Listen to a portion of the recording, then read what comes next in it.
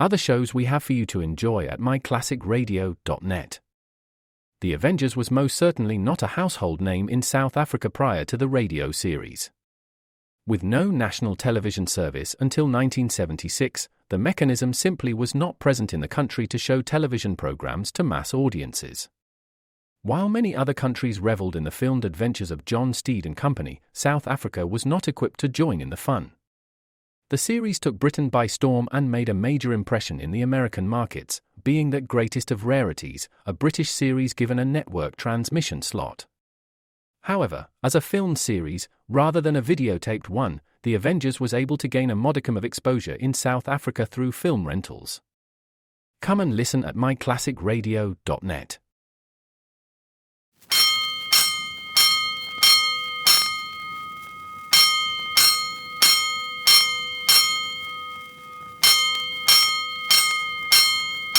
Five bells. Stand by all stations. Attention, all districts. A five-alarm fire. 5 bells. Move in immediately. That's it. Let's roll. Let's go. Firefighters!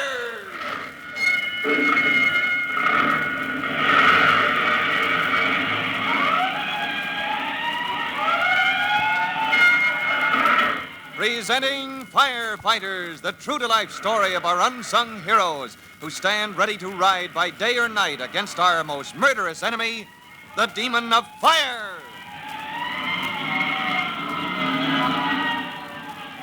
In just a moment, we'll join Chief Cody and rookie fireman Tim Collins in the town of Plum Valley, where they have joined with their host, the editor of the local paper, in his fight to make the people realize their desperate need for basic firefighting equipment and trained men. A long series of fires, started through ignorance or carelessness and allowed to get out of control because of an inefficient volunteer system, has put many people on Tom Culpepper's side, but not the all-important president of the town council, who seems blind to the danger facing the town. Well, the fight is in the open now, as you'll see, right after the following message.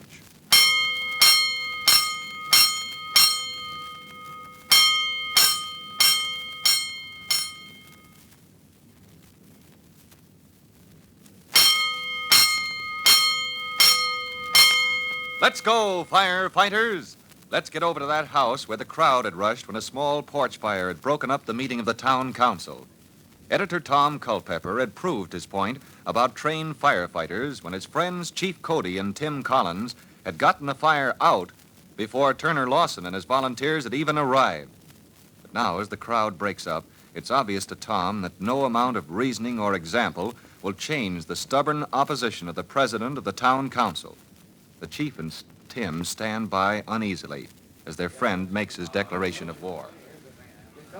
I believe the average citizen of this town sees the need we face for decent safeguards against fire, Lawson. Suppose you leave that to me, Culpepper. Yeah, but you're supposed to represent the people.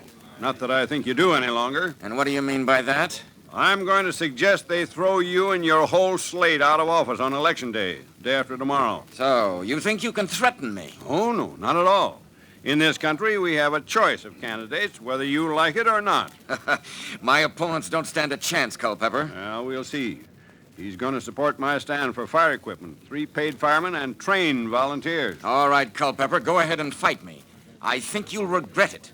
Yes, and these 2 friends you've brought in to interfere. I think you'll all regret it. Oh, brother, that guy really sounds sore. I agree with Tim. Will he cool off, Tom? No, Chief Cody, he won't. He's a tough customer. Well, as long as we believe in what we're fighting for. Right. But I hate to drag you two into my fight. Oh, don't worry. This is our fight, too, huh, Tim? Oh, yes, sir. If we can help make Plum Valley a safer place for people to live, we'll stick to the end, sir. Oh, thanks. I don't have any doubts we'll win, but, well, I would feel a lot more comfortable if I knew what Turner Lawson was going to do next. But by the next morning, Editor Tom Culpepper has room for nothing in his mind but the campaign, which must be fought in the next 24 hours before the election. Once again, the living room of his home is serving as the editorial office for the burned-out Courier. As he writes, he frequently consults with Chief Cody. Both men are so intent on the job ahead, Turner Lawson's threats are quite forgotten for the moment. Yeah, okay, Chief. If this doesn't cover the situation in a way that'll make people think I don't know what will. Yeah, you've reviewed every fire in town for the past year, huh? And pointed out how unnecessary most of them were. Right up to the Hancock block the day before yesterday. The thing to stress there is, if it had been properly handled, it wouldn't have rekindled and burned your plant. Yeah, I also stressed the shocking fact not a single volunteer was on hand to save my place. And it's hard to tell which you folks need most, organization or equipment. Oh, we need both. And we're going to get them. Now, let's get on to that editorial. This is your baby, Chief. You're the authority. Well, I spent part of yesterday poking around town. Let me draw up a list. And naturally, we need a fire truck that'll do the job. Whatchamacallit? A pumper. Yeah, pumper. And one that will step up the pressure enough to give you a real stream of water. It's either that or a new gravity water tank for the town. You can't put out a fire with a trickle of moisture. Yeah, that's the kind of thing I want. Now, what else? Well, you mentioned how important the Cotter Tool Company was to the life of Plum Valley, Tom. Yeah? Now, if you don't get larger water mains out in that section, you'll have trouble someday. Mark my words. Chief Cody, can I see you a minute, sir? Why, sure, Tim. Well, hello, Luther. You remember Luther drove the fire truck to your plant when it was on fire the other night, Tom? I sure do. Wish we had a dozen volunteers like him. I'm not a volunteer, Mr. Culpepper. I'd like to be, but my job driving a truck took me out of town too much. Oh, of course. But now, if you don't mind, the chief and I are kind of busy. Well, wait a minute, Tom. We need the point of view of young fellows who take an interest in firefighting. I'm afraid interest is not enough, Chief. Our volunteers need training. Yeah, granted, but don't forget your experience. Seeing they turn out for alarms is just as important. I figure you could fix that easy enough, sir. Yeah, how? Pay them a little something for their work, but base it on each fire they turn up for. I think that's a darn good idea, Chief. It's hard, dangerous work, and they ought to be paid. How about that, Tom? Looks like you're going to see your ID in print, Luther. I was thinking, Chief, a town this size could afford a regular driver, a man stationed at the fire barn, regular hours, someone who could be trained to direct the volunteers. If Tom's plan goes through, why not? And I've got an idea Luther'd be just the man for the job, sir. I'd be willing to spend some time working with him. But Luther's got a job, son. No, sir. That's what we came in to tell you. I've been fired. What? Turner Lawson fired you? Hey, you do work for the president of the town council, don't you? I did, Chief Cody, but he found out I helped him deliver Mr. Culpepper's newspaper after the fire. You remember, Tom, it had that bang-up editorial in it calling folks out to the town meeting? Yeah, but this is no way to get back at me. Well, he knows I agree with what you're trying to do. Well, that's still no excuse. You've got a right to your opinion. Yes, sir, and if you ask me, it's a pretty low trick. It's certainly not a very fair way to fight back. Well, you wondered what Mr. Lawson would do when you said your paper was coming out for his opponent in the election tomorrow. Yeah, but this is so petty.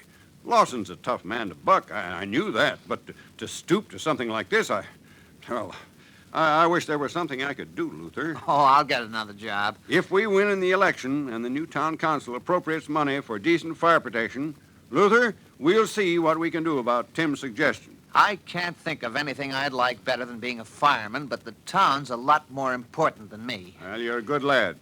I think I'm a lot madder about this than you are. Well, we'll fight all the harder now, eh, Chief? Right. And we won't use tactics like this to win either, Right. Tom. Are you an expert on politics as well as fires, Chief Cody? Mr. Lawson, how long have you been standing in the doorway? Long enough, Collins. Door was open, Culpepper, and I thought I'd drop in and see how your campaign was coming. Read all about it in the Courier when it comes out, Lawson. When I get through with you, you'll wind up with one vote, your own. You don't say.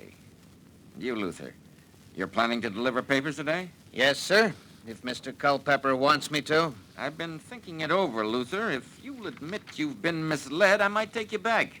I figure this town needs fire protection more than I need a job. If I was convinced that was in the town's best interest, Luther, don't you think I'd be the first to vote funds for that purpose? No, sir. I think you're a penny pincher from way back, and I ought to know. I worked for you. Son, you do my heart good. And now, Mr. Lawson, if you don't mind, we've got a newspaper to get out. I thought your plant burned down, Culpepper. It could have been saved, Mr. Lawson, if your town council had taken the action it should. Now, take it easy, Tim. Mr. Lawson's got a lot to learn. I hope he doesn't discover his mistake too late. He'll discover it tomorrow after the election, Chief. You see, Lawson, some people around here have got a sense of fair play. Al Jenkins in the next town is mostly a competitor of mine. I know. I talked with him a few minutes ago. Well, then you know he's letting me print a make-up edition of the Courier in his plant for the time being. I know he was. What do you mean? Al's discovered his presses are all tied up today. Will be until after the election. No, he wouldn't do this to me. He did seem to regret it a good deal more than I expected. but it so happens he's pretty heavily in debt to me, Culpepper. He didn't have much choice in the matter. Mr. Lawson, I'm forced to say I think it would be a good thing for this town if you were defeated. Sorry to disappoint you, Chief Cody. I won't be now. You'll be interested to know, however, that I'm taking your advice about our volunteers. I personally am going to reorganize our system. Well, don't tell me you're going to train them, too. Train them, Collins? What's so difficult about putting out a fire? I'm afraid that's a dangerous attitude, Mr. Lawson.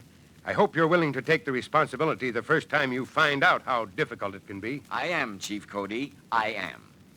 Good day, gentlemen. Well, there goes my dream of a decent fire department. Oh, come now, Tom. You're not giving up. No. We'll do the best we can, but I was counting on the courier to give the voters the facts. That way, I was sure they'd draw their own conclusion. See what was best for the town. Yes, sir. There's no way we can get that paper out now? No, Tim, not in time. Lawson's won this round. All right, Tom. Maybe we'll take the next one. Yeah, right now, I don't see how, Chief. It looks to me like we're stuck. Yes, sir. Really stuck. Is the fighting editor really licked? Or is there still some way the true interest of Plum Valley can be served? To learn what happens before the all-important election, be sure to listen to the next true-to-life episode of The Firefighters. In a moment, Fire Chief Cody will tell you, boys and girls, how you can help the firefighters in your own town. But right now, let's listen to this message. And now, Chief Bob Cody with a special message for the Firefighters Brigade. Chief Cody. Hello, boys and girls. Thinking back on that trip Tim and I took to Plum Valley has reminded me that you and your folks probably get away from home once in a while, too. The chance of your running into all the trouble we did is pretty slim. But since we all believe in safety first, here are a couple of rules to keep in mind when you stay at a hotel. First, check all the emergency exits nearby, just in case. Then read the instructions to guests that you'll find posted in your room. And be as careful about causing fire as you are in your own home. That way you're prepared, and you're thinking of others, too. Next time, I'll give you some suggestions about what to do in case fire does break out when you're traveling. Until then, so long. Fire Chief Cody and the young rookie fireman Tim Collins will be back on the same station the next time you hear... That's it. Let's roll!